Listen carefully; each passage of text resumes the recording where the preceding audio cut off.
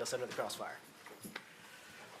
I pledge allegiance to the flag of the United States of America and to the republic for which it stands, one nation, under God, indivisible, with liberty and justice for all. Thank you, everyone. Thank you for joining us. We're going to go ahead and start off with public comment. Public comment allows residents and stakeholders to address the town on town-related matters. Speakers must sign in if you can before the meeting. We like to limit our talks to 3 minutes. The podium is at the back. We also now have that on camera, which is really great. And we'll also take comments in the chat as well. Anything we get tonight, we'll just take, and then that way we can formulate a response and get it back to you before the next meeting. So I'll go ahead and give us a pause for any public comments.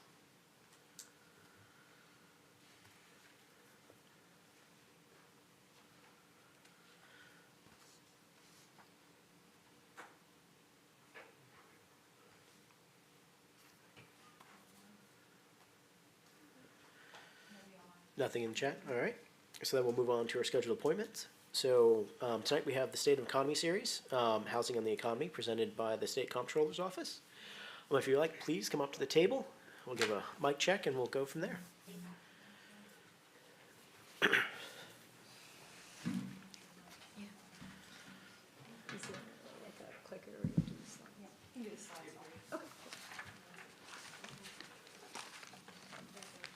Actually, perfect, because I'm going to try to skip a few for the second time.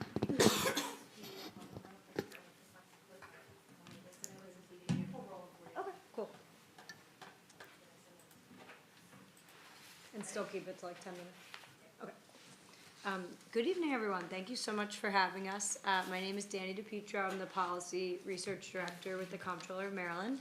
And my colleague Annie Alexander is our data scientist. So we're here tonight to give a briefing about a report that we published in October of last year called Housing and the Economy. I'm going to try to roll through these slides relatively quickly and keep it to 10 minutes, and then would be happy to take questions from anyone. So next slide. The report covers the following topics. So first we talk about domestic migration trends, so people moving into Maryland from other states, out of Maryland to other states over the past approximately decade. In the next section, we talk about the cost of housing in Maryland compared to the states where we are losing the most residents and compared to the states to which we gain residents, from which we gain residents. Then we talk about housing demand and supply in Maryland. So we look at different metrics to try to establish whether demand for housing exceeds supply, and again compare that to other states, along with sort of how Maryland is doing in terms of new development, and are we keeping up with population growth. And finally, we look at the factors that are driving up the cost of housing in Maryland and inhibiting supply or new development. So with that in mind, I'll go sort of quickly through the key findings in each of these sections. So we're the Comptroller's Office. You might be wondering why we wrote a report about housing. Turns out housing has everything to do with our state economy. And as the Comptroller is effectively the state's CFO, we saw some concerning trends that sort of led us to dive into this topic. And so I'll distill that down to 3 sort of big statistics that jumped out at us that led us to this big exploration. So the first is that Maryland has experienced net out-migration, so we're losing more residents than we're gaining every year since 2011. And in fact, for the past 4 consecutive years, we've ranked in the top 10 of all U.S. states for the number of residents we are losing to domestic out-migration. That's not weighted by population, so we're up there with California, New York, much bigger states. Very concerning. The next slide shows where the states, the map one, from which we are gaining the most residents and the states to which we are losing the most residents, and this is ranked in order. So we gain the most residents on a net basis from DC, then New York, then New Jersey, and we lose the most residents on a net basis to Florida, then Pennsylvania, North Carolina, and down the line. The next slide is sort of just a different way of looking at the same data for different types of learners. This, I think, is also really important because it shows that we do trade a lot of residents back and forth with a lot of these states. Virginia, for example, we gained 350,000 residents, excuse me, we gained 300,000 residents from Virginia since 2010, but lost 350,000. So on a net basis, we lost 50,000 residents. This just, again, shows in order the states we lose the most residents to and gain the most residents from. So that was the first big finding, just how many residents we are losing over the past 10 years, year over year. The next big finding was we can look at, from the IRS, disaggregated IRS data, or excuse me, de-identified IRS data, the age bracket and the income bracket of these people that are coming and leaving. So when we look at just the group of people that has left since 2010, we found some interesting trends. Before the pandemic, we were losing vast majority older, wealthier residents. So people making over $100,000 AGI, just a gross income, and we were sort of not surprised by that as a state. Those folks tend to move for weather and for tax sensitivity and sort of like retirement estate planning. But since the pandemic, we saw a pretty big shift. Now we're losing almost half of the people in this net out-migration group are young and middle income. And of course, losing anyone means we're losing tax revenue, we're losing a really, integral members of our community, but that younger and middle income groups really are workforce. So that's really concerning to us in sort of a new way. And again, something that really caught the comptroller's attention. Especially as we think, and we've written about this in other reports, that our labor force participation rate has really not bounced back from the pandemic like it has in other states. And then finally, on the migration side, when we look at the census asks folks, what is the main reason you left if you migrated? And you can see for this young age group that we're really sort of concerned about, more than half said they left because of housing, cost of housing. And then the second most popular selection was commute, which to me is really connected to housing. If I could live near my job, I would, but it's too expensive, at least speaking personally.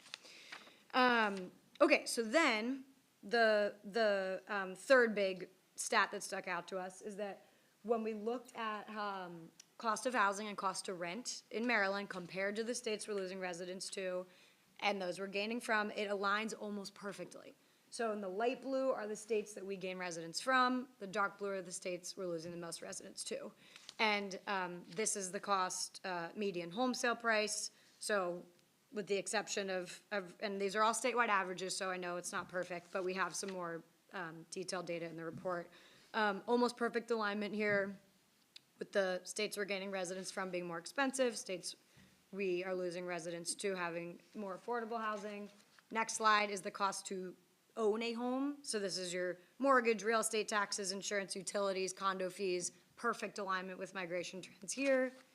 The next one is rent, very similar story. I won't, beat this to death. So you can, rent, again, almost that same alignment.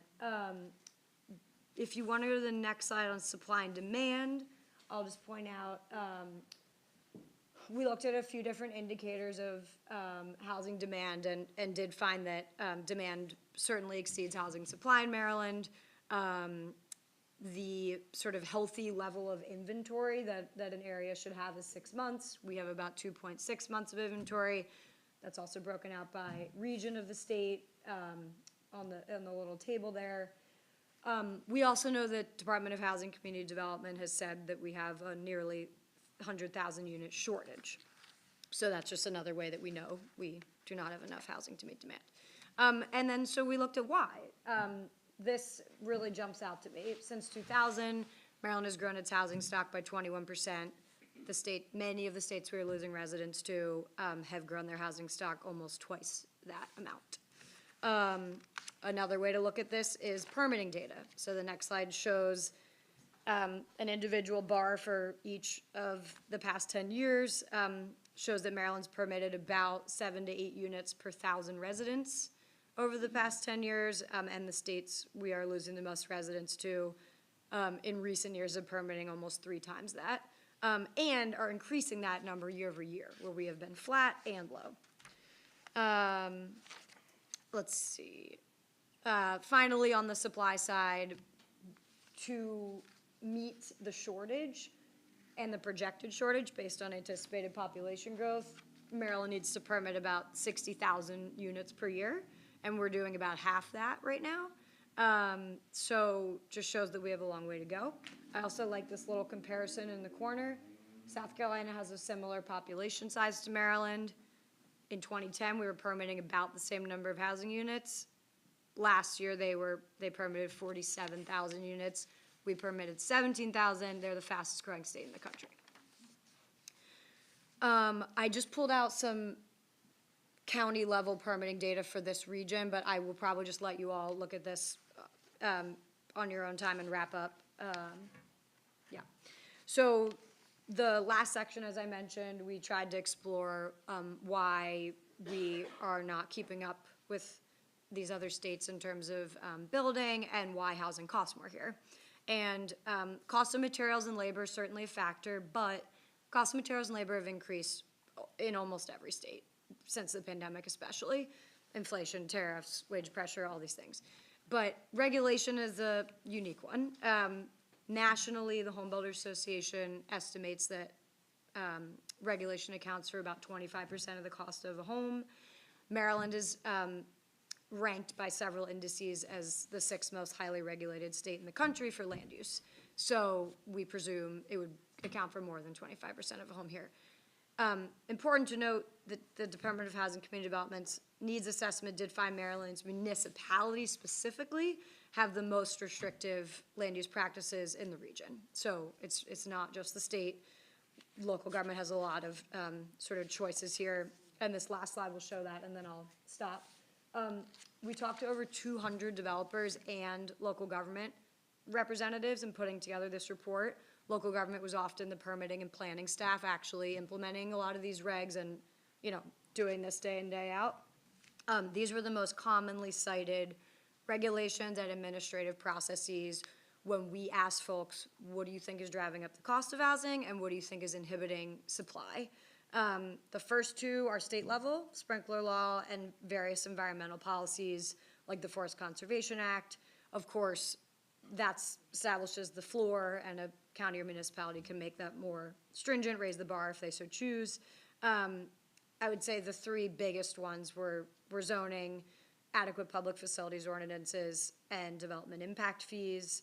The last three also local control, minimum parking requirements, public input periods, and vesting rights. The following slides I'm not going to go through. If you want to end on the next one just to keep it up as a visual, great. But they go through each of those regulations that I mentioned, and I sort of highlight Calvert County on the different, where they fall in terms of like applying those municipal or local regs. And I think this one is an interesting place to end. Calvert County definitely one of the states that allows the sort of low, only allows for the vast majority of land is zoned for low density. So that is defined on the left here as single family only, minimum lot size 1/2 acre, and then 11% of land can be medium, which is no more than 7 dwelling units per acre, high density. I can't even read the percentage because it's so small, but that's multifamily and small apartment buildings. So I'm happy to answer any questions or take this whatever direction is most helpful to you all, but that's the fastest I've ever had to do this, so I hope that was clear. And I brought fact sheets for the report. They're on the podium back there, so please, anyone, feel free to grab them, and you should have them in your packets that Michael brought. Anybody on council with questions?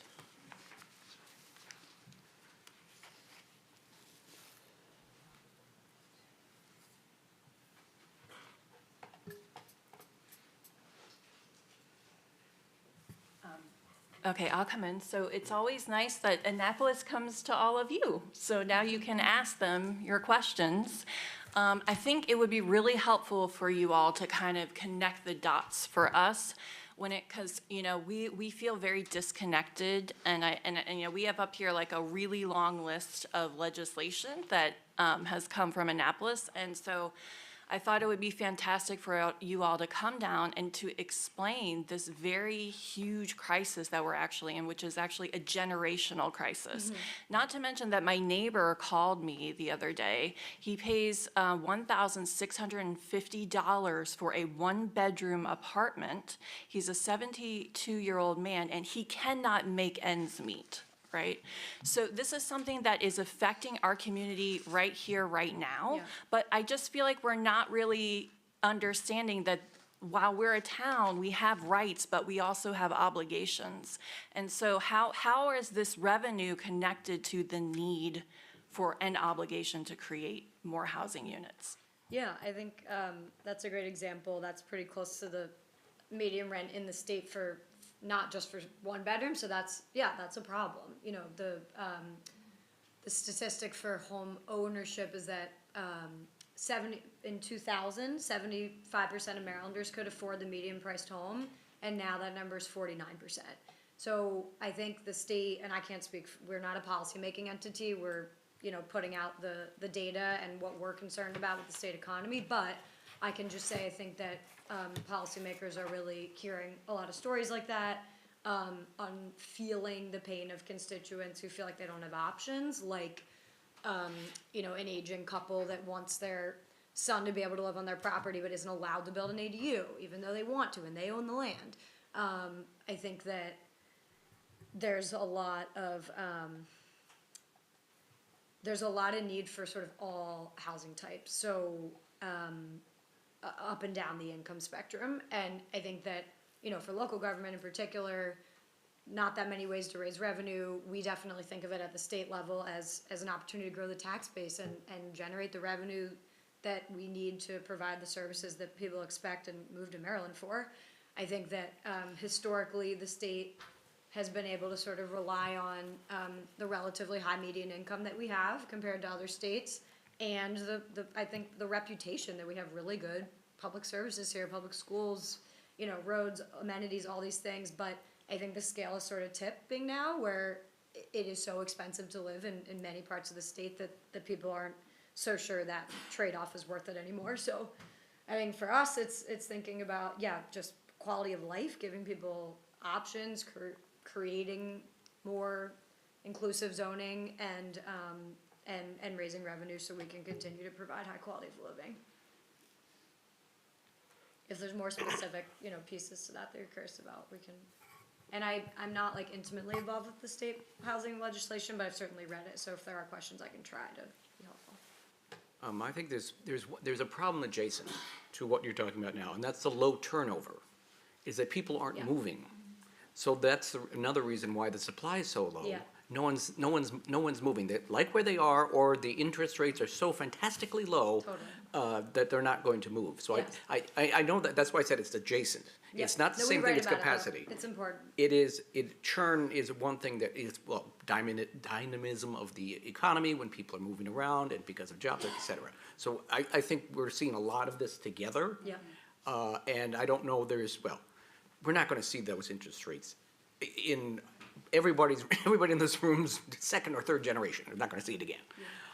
So I see this as, there's so many different factors that are involved. This one is definitely important. Just the lack of capacity, the supply is something that could be addressed. I'm not quite sure if other ones can be, really. I hear you, yeah. We do have a section in the report about the existing housing stock, and definitely talk about the lock-in effect. And I think, as you say, a lot of that's macroeconomic and out of our control. I do think it relates right back to this, though, in the sense that, at least in our research for this report, we talked to a lot of people in addition to, just like residents, everyday residents, in addition to developers and local government, and a lot of them felt that if there were better options, and this was mostly seniors saying, I have way too much house, I would love to downsize. Even in this interest rate environment, if there was an affordable condo that I could find, I would do it. We overwhelmingly just heard, like, we just don't feel like there are options for us to move into. But I think, totally agree with you, some of these things are just unfortunate timing. And It's hard to parse it out.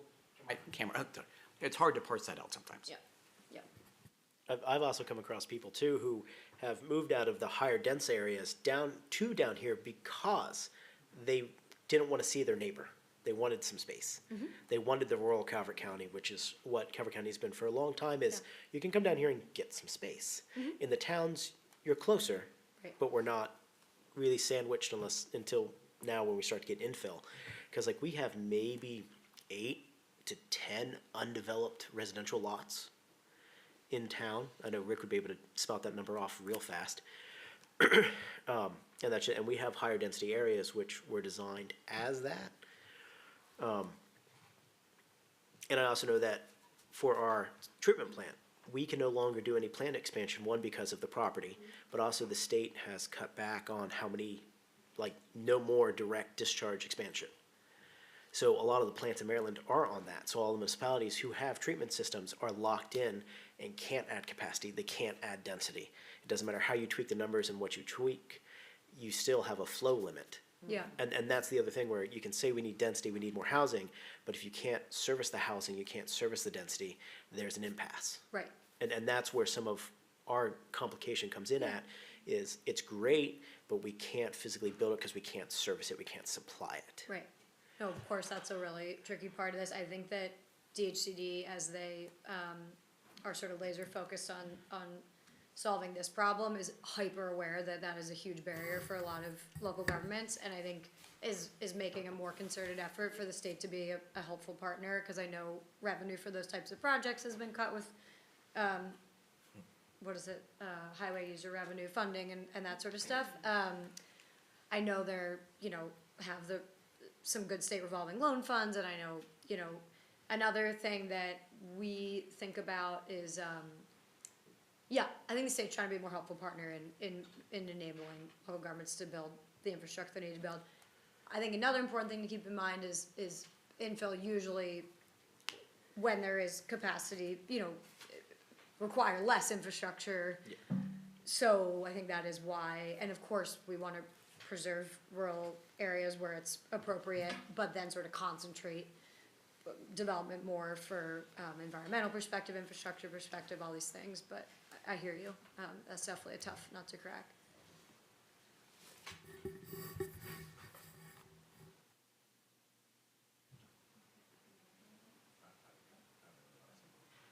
Okay, I know we're short on time, but I just want to say that I feel like with this council and with this town, and we also have actors here today. We have the Director of Community Resources from the county.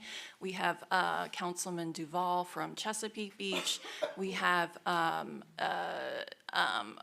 candidates here. Jason Fowler is running for state senator, and we have Online Habitat for Humanity. I feel like if we want to solve a problem, we have the state here, we can do it.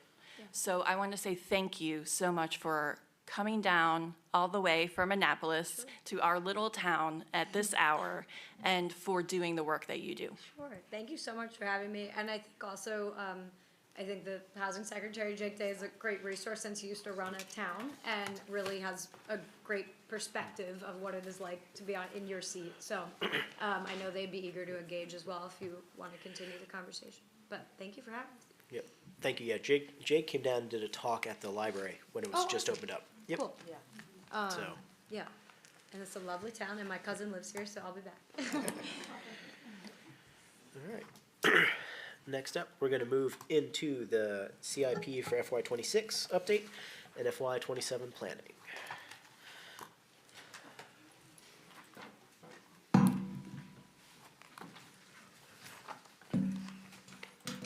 I'm still getting used to this whole layout. So are we, it's okay. We like it. We're still getting used to it. Good evening, Council. I'm Veronica Atkinson, and I am your CIP and budget person for North Beach. Tonight, I'm going to review our 6-year CIP with you. I'd like to first start. Thank you. I have to do this. And I'm not good at this either. Point that way. And then how do I make it move? Can you do it? Thank you. Sorry. So tonight, we're going to start off with reviewing our FY26 projects and the status of those projects. We've completed a lot of work in this fiscal year, actually, and we're moving those projects along very quickly.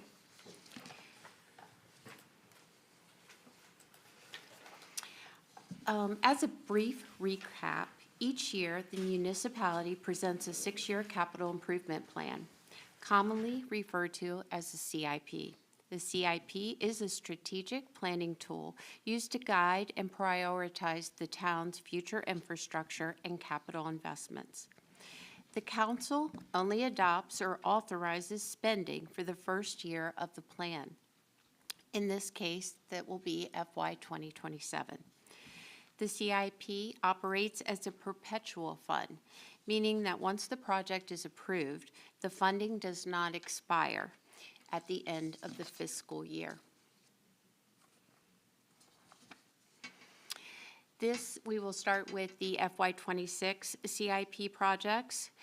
This is an overview of our water and sewer projects for FY26. Our water saddles, as many of you have seen, they are continued through the winter, but has slowed due to the snow and ice.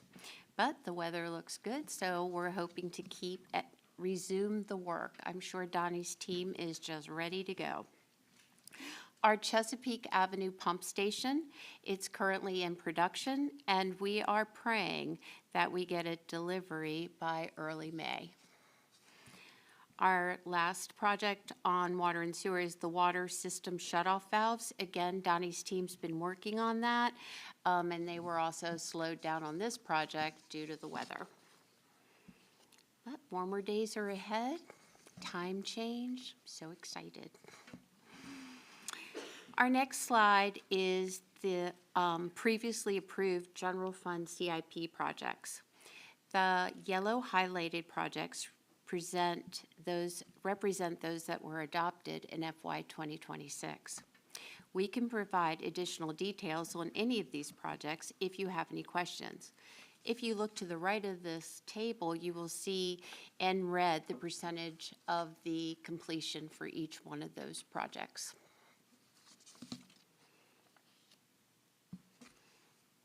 And our favorite slide, this is all of the projects that we have completed this year.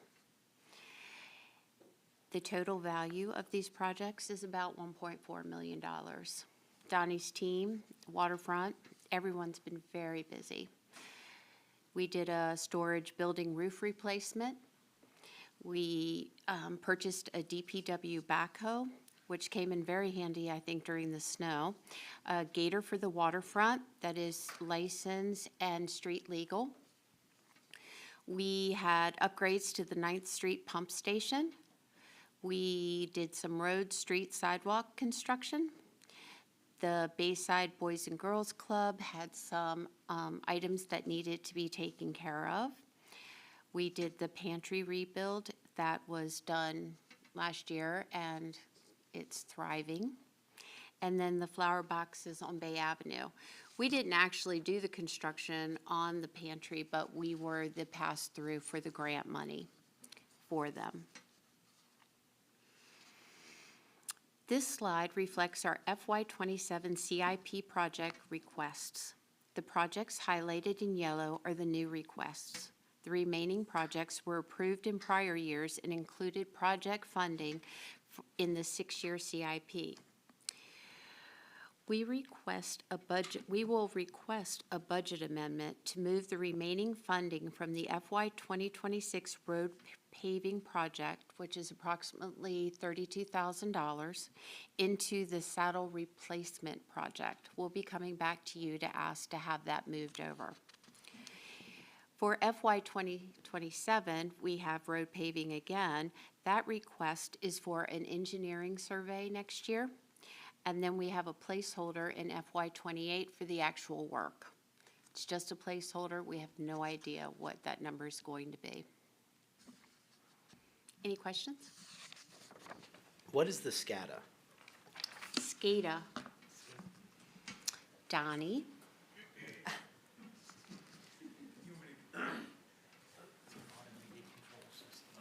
Okay.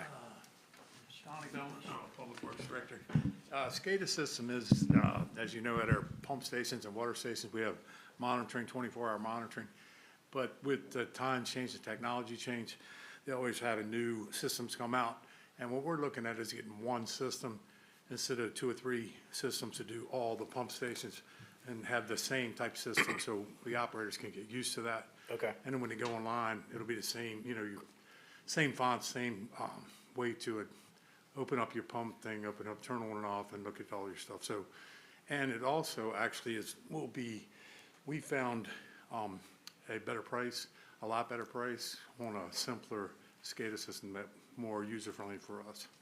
Okay. Does So that you're- include training too, or is that just the Training, system? yearly fee, and the purchase of the system. Okay. Cool. Thank you. Yep.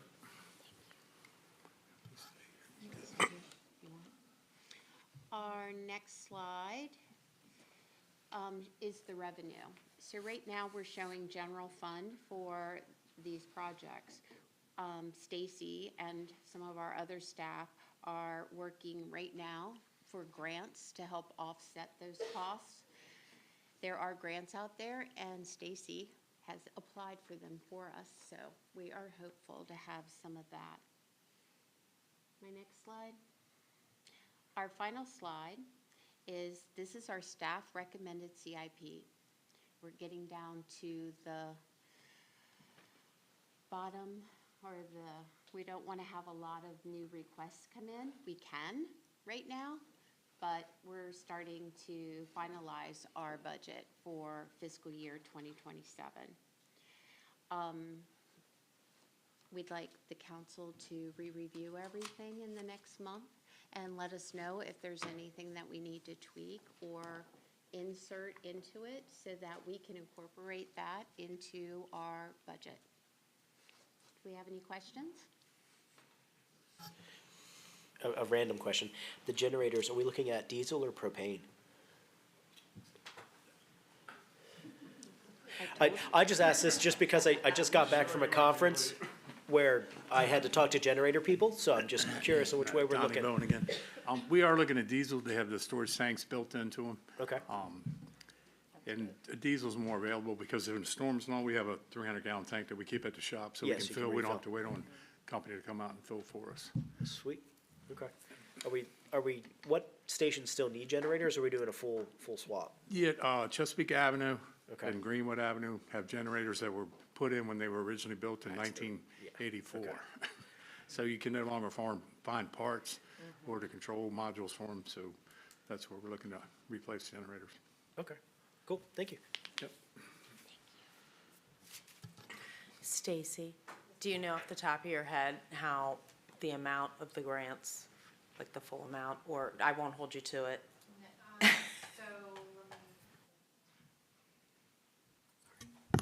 I'm sorry, Stacy Myler, Town Clerk.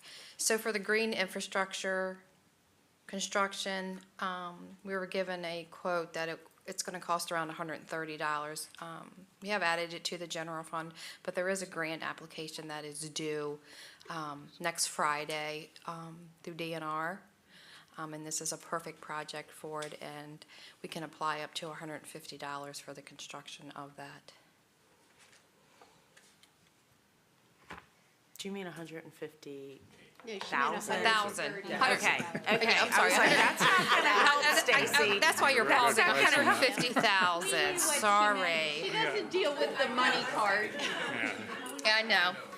Cut rate pricing. Right, she does the paperwork. That's why I was so quiet. It was like, so. But, yeah, I mean, we're gonna continue to look. We're doing the cameras now. That's a project we're currently working on. Kevin's heading that up. But Stacy was able to get us some funding for the Osprey camera. So, I mean, she's constantly running that, looking to see where we can pick up some money. And of course, I'm always grateful to receive it to help offset some of our expenses. Yes, thank you for that. Any other questions with the CIP? Yes. Alan, did you? Did you have any questions? No, okay. Okay. So we have a rainy day fund, and I was wondering if this council could arrive at a number for that rainy day fund, and if we would then maybe think about what to do with that rainy day fund, whether it's a tax credit back to the people, or perhaps we could use 10% of that as grants to local businesses and nonprofits. So that's my first question. The second one is, could we motion tonight on the COLA? So 3.1% would be my proposal for the cost of living adjustment. Council, if I could, we're going to address the COLA in the next presentation on the unresolved list. And then towards the rainy day fund, I know the staff are currently working on two things that play into that. One of them is the financial stabilization policy, which is severely out of date. So I think their plan is to bring that back up in June to us. And then the other one is our investment policy, which is part of our rainy day fund, because most of that goes into investments. I think that's also going to be coming up in May, if not June. Both of those things are sort of coming up after we need to get this budget rolling. So odds are we'll probably be able to revisit after we see those two things. But I know those are coming forward. Linda may have more information on that and exact timing, but I believe that is the plan on those two things. You have the dates straight on, Councilman Hubble. We are working at the two important things here, the financial investment policy, which needs to be updated, hasn't been updated for a number of years. We will be asking our financial advisors for assistance on that. And then, of course, the financial stabilization policy, which we've talked about with council briefly. That will set the parameters for how much money you keep in your rainy day fund, how much you want to spend on specific projects. But that needs to happen after the financial investment policy is complete.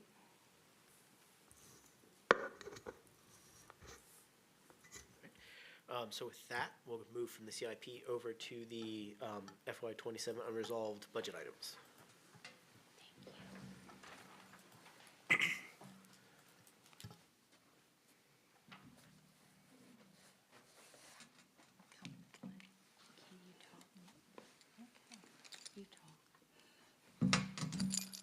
If I can actually remember, come to the table tonight. Linda Vassallo, Town Administrator.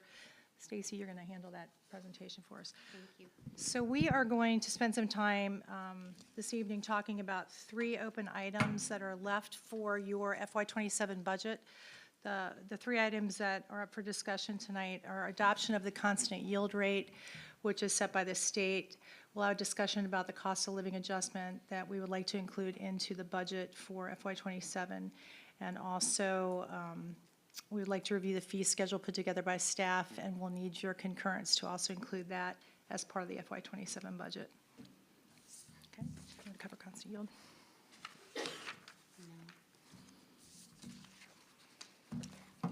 Our first item is constant yield. FY 2027 recommended constant yield rate is 0.4859, and it's based on updated property values from FY 2026. This rate would generate the same revenue as last year, adjusting for the property value growth. Compared to FY 2025 rate of 0.5016, the slight decrease reflects increased property values, allowing the town to maintain the revenue with a lower tax rate. Using the constant yield rate helps clearly separate revenue changes from rate changes, prompting transparency. So in layman terms, when your assessments go up, the constant yield rate going down prevents the residents from having to pay more in property taxes. It generates the same amount of revenue that we collected in property taxes from last year to this year.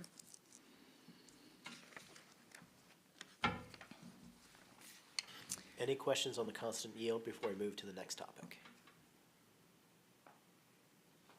Okay. I'm handling COLA rate. Okay. The cost of living adjustment, we had presented during the staff recommended budget, I believe back in January, a recommended rate of 2.5% to be included in the FY27 budget for staff. We did pull a number of rates for comparison in the region just to get an idea of where we were. they're still a little scattered all over the map. The federal CPI has not been announced for the FY '27 budget for the federal government because their budget's not due for adoption until October 1st. We landed, even though the average of these numbers here is 2.7, after looking at the numbers and looking at what council had done, if you could go to the next slide, please, for healthcare this past year, and I would just like to walk back what we did a little bit.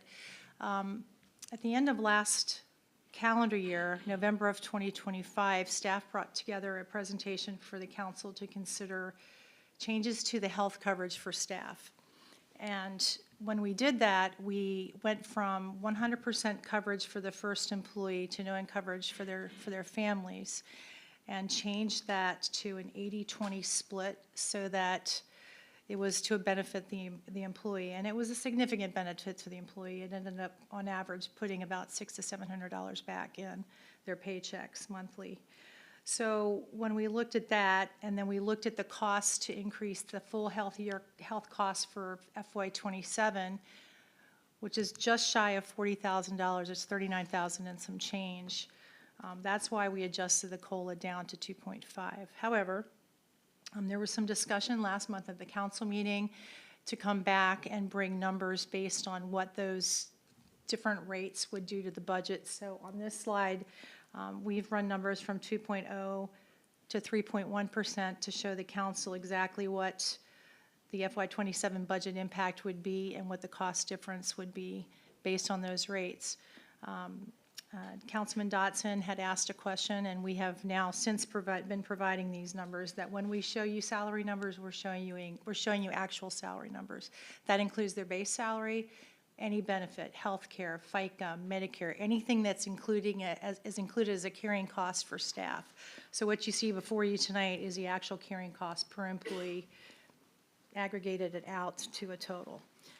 So what we're seeking direction tonight is, how do you want to handle the staff COLA? And now it is up for your discussion. Any discussion on the COLA? Again, in the budget we were presented, that was balanced, it had it at 2.5. That's correct. Yes. We had revenue to offset those expenses, which is very important.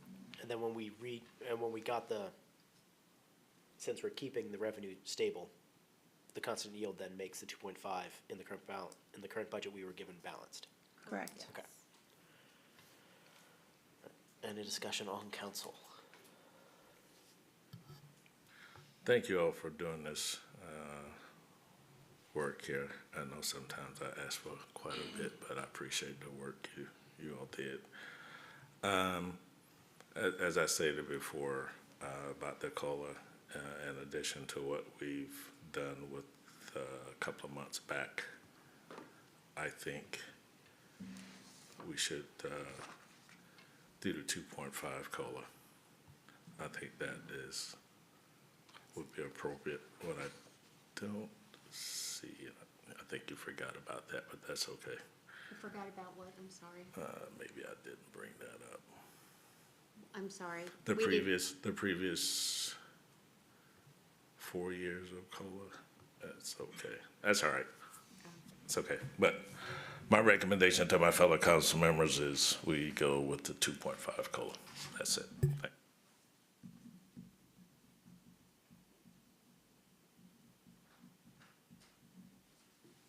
Are we just having discussion tonight, or are you asking for approval? We actually need direction on what to include in the budget. We bring back to you next month, because next month's budget will be your final budget that we bring back so that we can take it to public hearing.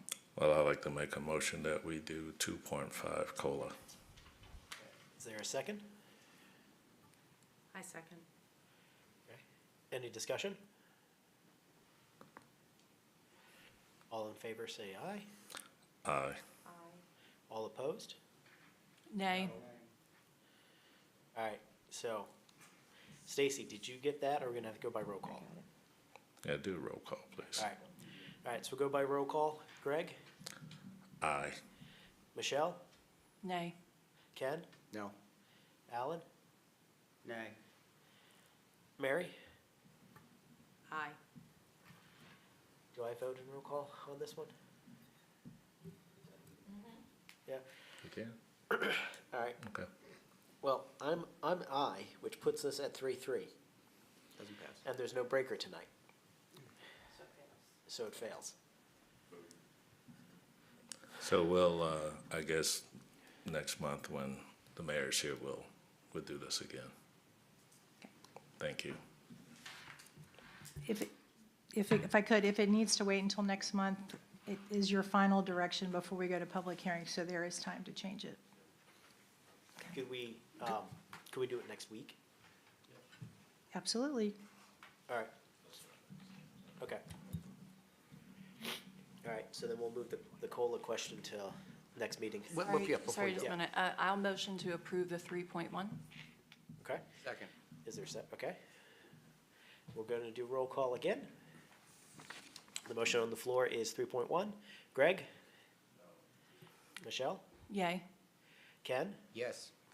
Alan? Nay. Mary? Nay. Nay.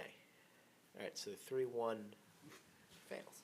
Okay, I'll make another motion. Let's go for 3.0. All right, is there a second? I second. All right, we'll go by roll call. Greg? No. Michelle? Yes. Ken? Yes. Alan? Nay. Nay. And I'm nay.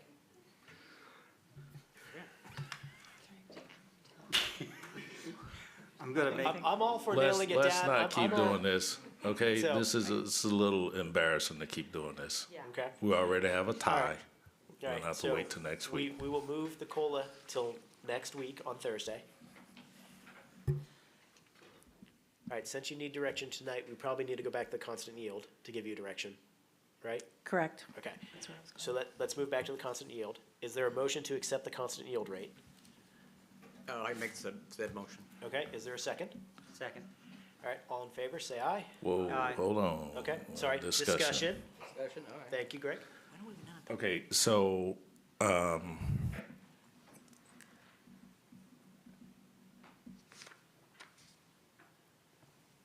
hold on, let me get back to my, I have a question while we're in discussion. If we do not keep the constant yield, we have to have a public hearing, correct, that we're not keeping it? That's correct. Okay. I have a question. When have we not done it? We did it a couple times. several times Yeah. we've not done, I'm we've I'm not just trying kept to it. remember. I'm just, in my head, I don't think of a time when we have not. I feel like approved it. once during Bajokals and a couple times during Fraser's. Yeah, And the difference was like .02 or 3 or something. it wasn't huge, but It allowed that for- small number makes a difference.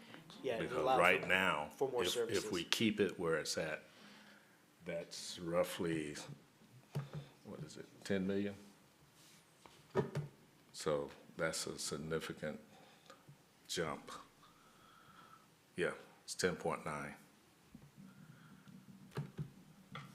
So,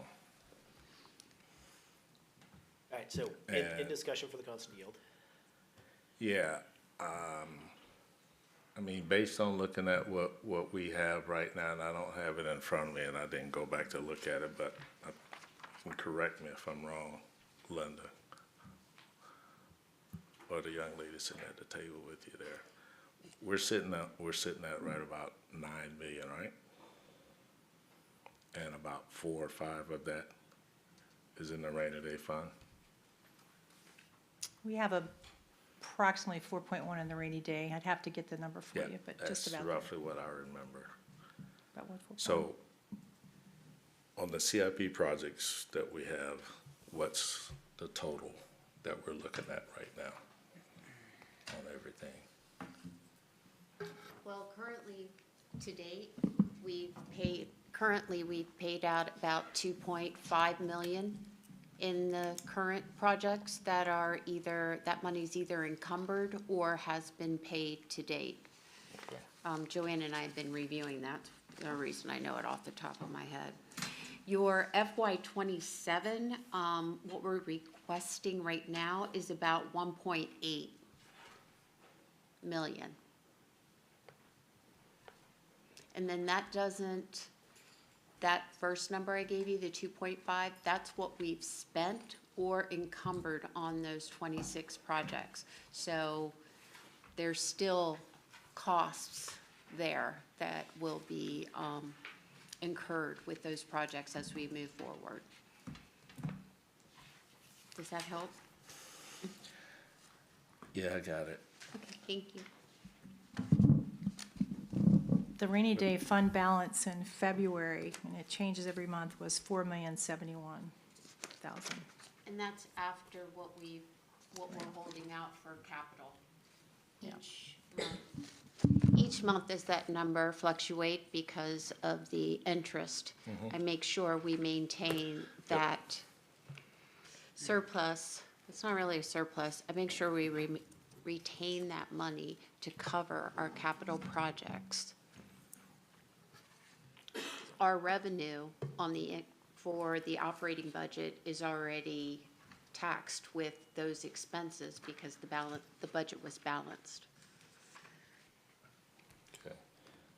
And what is our total on the outstanding loans that we have?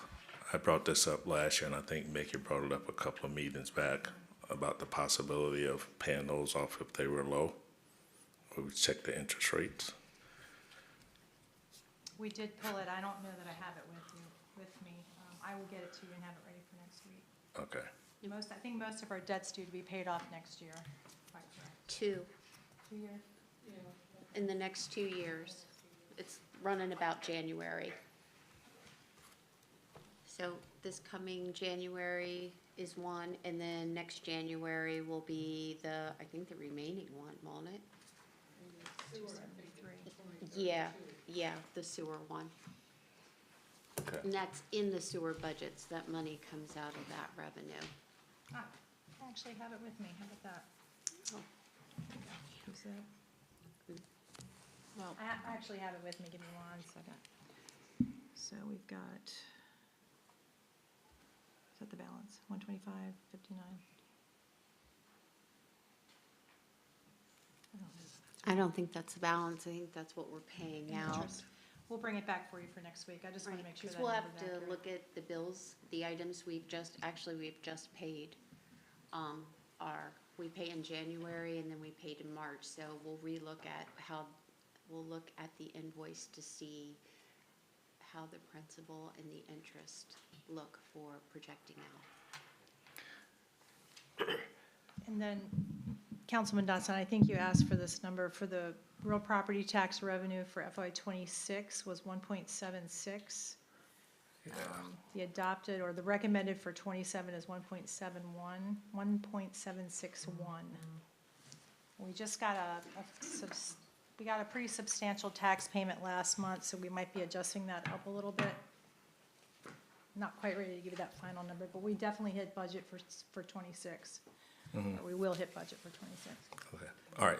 Thank you, ma'am. Appreciate it. Yep, Any more discussion on the constant yield, because that is the current motion on the floor? yep.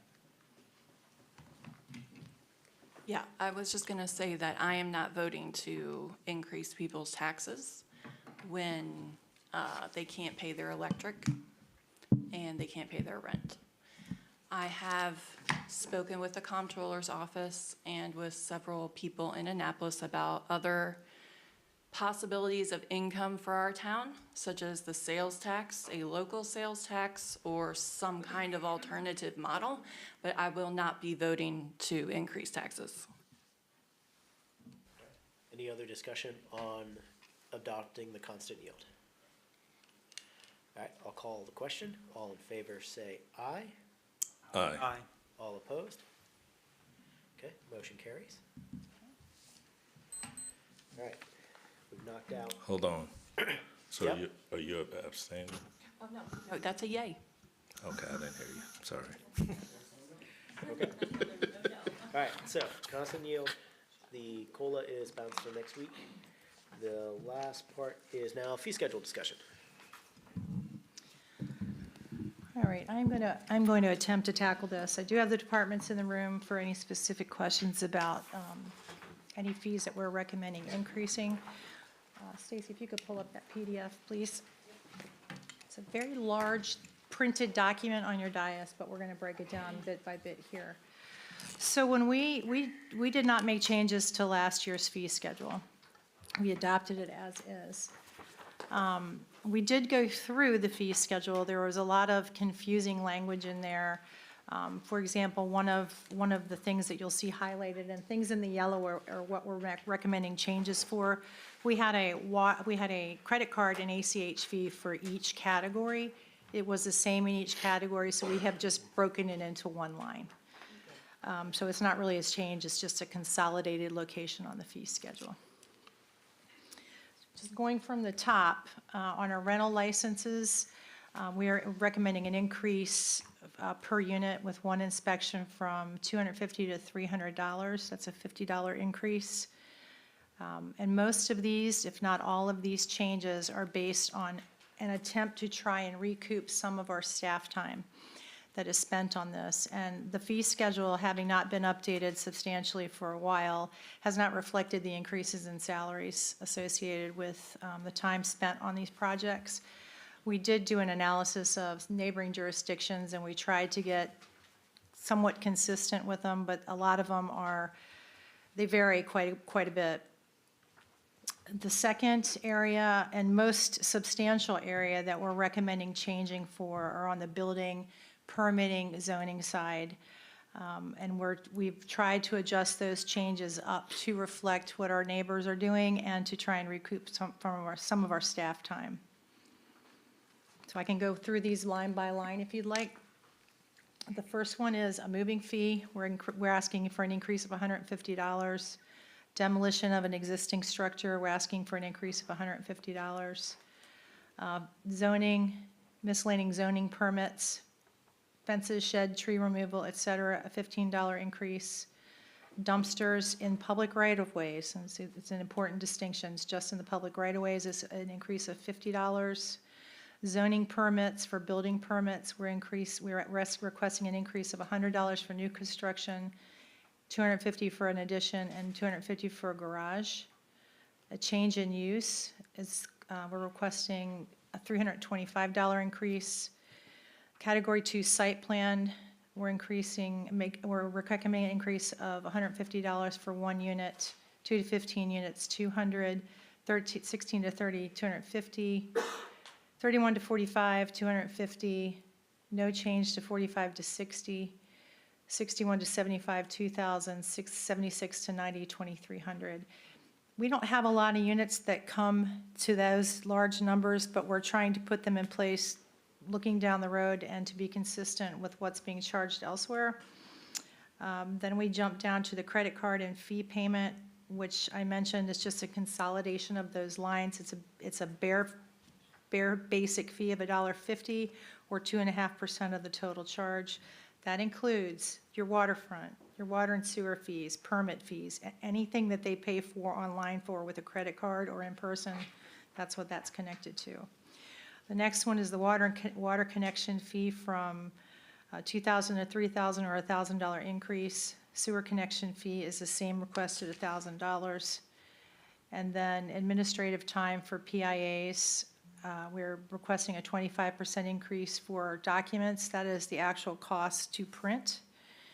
And research from $20 to $23 an hour.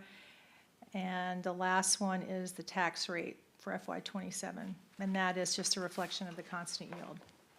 That's it in a nutshell. So what questions do you have for us? I know at one point we had a zoning project that monopolized the zoning administrator's time to the tune of multiple weeks' worth of hours. Yes. Is there a way that we can, A, make sure that doesn't happen again, or 2, try and recoup that cost if a project demands it? I mean, honestly, the only way you can recoup that cost is through your fee schedule, Okay. unless legal tells me otherwise. I think it's a fee schedule charge. Resubmissions, we do have a resubmission fee on here. We could add second, third, fourth level fees if you'd like. We'd have to take a look at that. Okay, yeah, I know that one was like, I know which project you're talking about. It did take a considerable yeah, amount of time. it took a considerable Still amount of is. time, and that pushed off other projects, which then puts other things behind. And again, like, I totally think staff time should be spent on the projects that come in, but there should be an understanding of how much time can be committed, and then above that, figuring out something. And when we looked at these fee changes, we had some very specific direction, and that was, we don't want to raise fees that directly impact the day-to-day residential fees. Yeah. The building and permit fees, particularly on the commercial side, are not borne by the taxpayer, they're borne by the applicant. I mean, the taxpayer could be the applicant, but most of the time, it's just it's a commercial permit. Okay. I like the idea of the resubmit second, third, fourth time and have it increase by, I don't know, we'll pick up some sort of delta that it would be that way. Okay. Is you encourage it, you get it right Get it right the first time. First time, Yeah. so you don't come back. And, So- and I'm not opposed to putting that in there and figuring that out either. Because there are some projects that come back and they don't need to. So, Many times, we are acting as the site plan developer, engineer, trying to help design these projects because they're coming back over and over again. We cannot provide those services, should not provide those services. I mean, I suggest maybe a doubling, just double it. When they come back. Yeah, the third time, the third time is double what the second time is, and the fourth time is as double as the third one is, to truly discourage it from going. Now, I know that may be an exorbitant number, but that's sort of the idea, is that there should be a graduation that it goes up. could you go back and get a second and third submittal We can do numbers? that. Yeah, that's a little excessive, so we need to be careful about Maybe how not, much maybe we're. not double, but, some delta, some number. I mean, I'll be honest with you, there is an expectation when something is submitted the first time, and maybe it goes through the site plan review process and to the planning commission, and those changes are made, and we have to send them back to the developer. That's a reasonable request. It's when it comes back 4, 5, 6 times. We'll definitely take a look at that. I'll look and see if there's a percentage scale that other jurisdictions are using. I didn't see that. I don't think staff saw that when we were looking at it, but we can bring that back. MML may be able, depending on who you reach there, they may be able to find out Yeah. if anybody else has it. Now, Yeah, I mean, because you gotta keep in mind that none of these things are gonna be perfect when they come in. That's So correct. you have to give some leeway for Yeah. people to make errors, honest errors. I mean, I don't know whether you could say it's an honest error or not, but nothing is perfect. So that's why I say we need to be careful about how far we're going with these fees for something like what we were just discussing. So I'm looking at this and I kind of briefly discussed this. I don't know, I kind of have mixed emotions about this because, I mean, the staff is doing this, correct? Yes. yes, And if I'm not mistaken, this is a part of their duties, correct? most of the time associated with processing these involves staff time. There are occasions, particularly in the water and sewer side, where we may have to bring in a contractor to assist with that. But I Right, would think a but majority of otherwise- it, it's staff time. Right. Yeah. So the money that we're charging for this is not going to the staff's pocket, right? Oh, no, sir, Right. So it's going to the town's coffers, correct? that's Right. correct. So, It offsets what all of the citizens will have to pay for and trying to make it so the applicant is bearing a little more of that cost. I got that, but you said it was for the employee, recoup some of the employee's time spent on the project. Correct. So, but if it's a part of their duties, you get the point I'm trying to make? I do. So, some of these numbers on here are really kind of big. This is a small town. People in this town, I don't know what it is right now because I haven't looked in quite a while, but I'm sure the median income is not that great. And so I think we need to revisit some of these fees on here. I mean, I'm looking at the category 2 also with the site plan, at the commercial multifamily housing. I get that, but how big is How big is Burno? How many units you got there? 108. So we got all 108 there. Wow. But that includes the apartment complex, right? That's only the apartments. Only the apartments. Okay, thank you. Yeah, like I said, I think I understand some of that, but some of these fees, I think we need to revisit. So that's where I'm at on these fees. Which fees do you want to look at?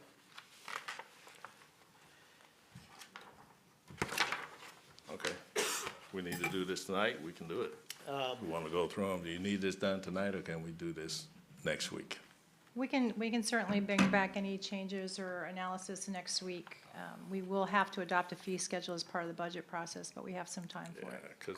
because if I remember correctly, this is usually something we do pretty close to the end.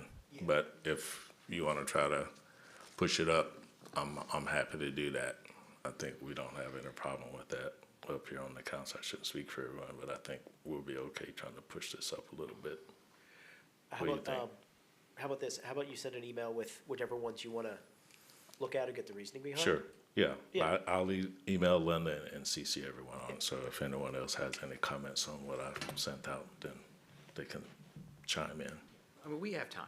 Yeah, Yeah, we do have. Yeah, right. not chime in, but No, not chime in. no, You know time. what I mean. We have got time. Yes, We've got time. yeah, but that way then, anything that, like you're looking at, they can bring up, we said this cost because of that. Okay. And then that way, when we come to talk about it, you'd have the information ready to go. Greg asked about this is why we came at, where do you guys want to fall? Or, Thank you. I brought up this, why is it that? Where do we want to fall? Could I ask Karen a question? Karen, even though this is adopted as part of the budget schedule, could they do mid-year changes if required? Does that have to be done right at budget? They can always Okay. change the, do amendments, as long as you do it formally and do it, if we adopt this by resolution, you adopt another resolution with the changes, that's fine. Yeah. Okay, thank you. Right. Okay. Anything else with the fee schedule? All right. And then I believe that rounds out our meeting. So a motion to close, So move. a second? Second. All right, all in favor? Aye. Aye. All opposed? All right. Thank you. Meeting closed at 8:11. Thank you all for coming out. Recording stopped.